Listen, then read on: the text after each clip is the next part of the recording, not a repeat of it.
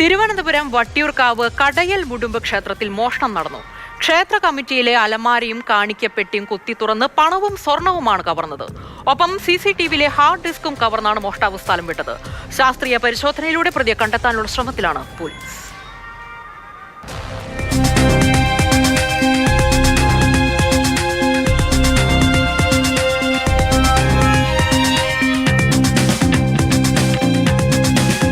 ഇന്നലെ രാത്രിയാണ് മോഷണം നടന്നത്. രാവിലെ ക്ഷേത്രത്തിലെത്തിയ പൂജാരി കണ്ടത് ക്ഷേത്ര കമ്മിറ്റി ഓഫീസിൽ വെളിച്ചവും മണൽത്തരികളിൽ കാൽപ്പാടുകളും. ഈ സംശയത്തിൽ കമ്മിറ്റി ഓഫീസിലേക്ക് ചെന്നു നോക്കിയപ്പോൾ അലമാര കുത്തിപ്പൊളിച്ചിരിക്കുന്നു. അതിലുണ്ടായിരുന്ന പണവും സ്വർണവും മോഷ്ടാവ് കവർന്നെടുത്തു. 3-4 റൂമുകൾ തുറന്നിട്ടുണ്ട്. പക്ഷേ അധികമായിട്ടൊന്നും പോയിട്ടില്ല. എനിക്ക് തോന്നുന്നു 10-12,000 രൂപ ക്യാഷ് ഉണ്ടായിരുന്നു. പിന്നെ ദേവിക്ക് കിട്ടിയ ആഭരണങ്ങൾ കുറച്ചുണ്ടായിരുന്നു, അത് പോയിട്ടുണ്ട്. ക്യാമറയുടെ DVRും മറ്റുമൊക്കെ പോയിരിക്കുക.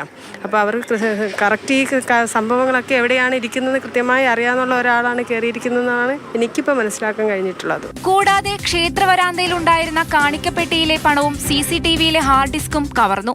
ശിവപാൽ തുറന്നിട്ടില്ല. ശിവപാലിൻ്റെ പുറത്തുള്ള വെച്ചിരുന്ന കാണിക്ക പൈസ എല്ലാം കൊണ്ടുപോയിട്ടുണ്ട്. പിന്നെ നമ്മൾ CCTVയുടെ റൂം പൊളിച്ച ഡിസ്കെല്ലാം എടുത്തിട്ട് പോയി. കമ്മിറ്റി ഓഫീസിനകത്ത് കുറച്ച് ഗോൾഡും കാശൊക്കെ ഉണ്ടായിരുന്നു, അതെല്ലാം കൊണ്ടുപോയിരിക്കുകയാണ്. ഏകദേശം 12,000 രൂപയും ക്ഷേത്രത്തിലെ ആഭരണങ്ങളുമാണ് കവർന്നെടുത്തത്. സംഭവത്തിൽ പോലീസ് ശാസ്ത്രീയ പരിശോധന നടത്തിക്കൊണ്ടിരിക്കുകയാണ്.